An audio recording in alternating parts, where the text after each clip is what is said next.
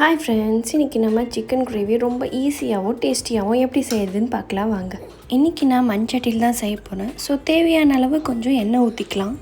எண்ணெய் சூடானதும் பட்டை, ஏலக்காய், கிராம்பு இதெல்லாம் சேர்த்துக்கலாம். ஒரு 3 பெரிய வெங்காயம் எடுத்துக்கலாம். இன்றைக்கி நான் 1 kg சிக்கனில் செய்கிறதுனால குவான்டிட்டிஸ்லாம் கொஞ்சம் அதிகமாக எடுத்துக்கிறேன்.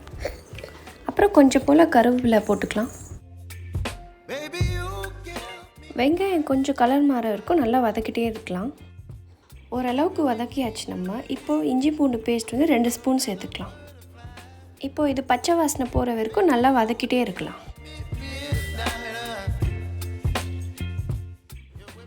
இப்போ 2 க்ரீன் சில்லி எடுத்து நல்லா இந்த மாதிரி கட் பண்ணி போட்டுக்கலாம். இப்போ பச்சை வாசனைலாம் நல்லா போயிடுச்சுங்க, எல்லாம் நல்லா மிக்ஸ் ஆகிடுச்சு. இப்போ 2 பெரிய தக்காளி சேர்த்துக்கலாம்.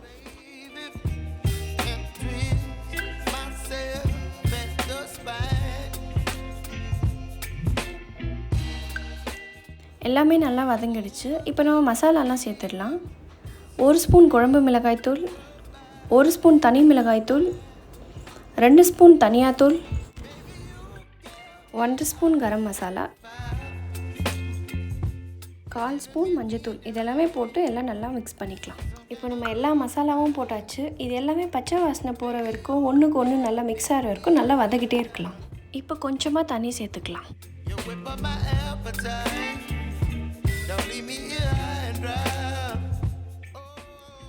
கொஞ்சமாக தண்ணி சேர்த்தாச்சு. இப்போ நம்ம ஏற்கனவே 1 kg சிக்கன் எடுத்து நல்லா வாஷ் பண்ணி வச்சாச்சு. அதை இப்போது சேர்த்துக்கலாம்.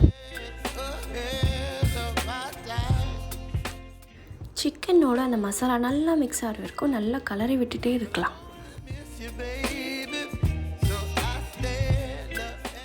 மசாலா எல்லாம் நல்லா மிக்ஸ் ஆகிடுச்சு சிக்கனோட. இப்போ நம்மளுக்கு எந்த அளவுக்கு கிரேவி வேணுமோ அந்தளவுக்கு தண்ணி ஊற்றிக்கலாம். ஒரு 5 to 10 minutes இந்த மாதிரி மூடி போட்டு நல்லா வேக வச்சு எடுத்துக்கலாம். இந்த ஸ்டேஜில் பார்த்திங்கன்னா சிக்கன் நல்லா வெந்துடுச்சா நம்ம செக் பண்ணி பார்த்துக்கலாம். அவ்வளோதாங்க, சிக்கன் கிரேவி சூப்பராக ரெடி ஆகிடுச்சு. நல்லா வாசனையாக இருக்குது. நம்ம கொத்தமல்லி போட்டு நல்லா சுட சுட சர்வ் பண்ணிடலாம்.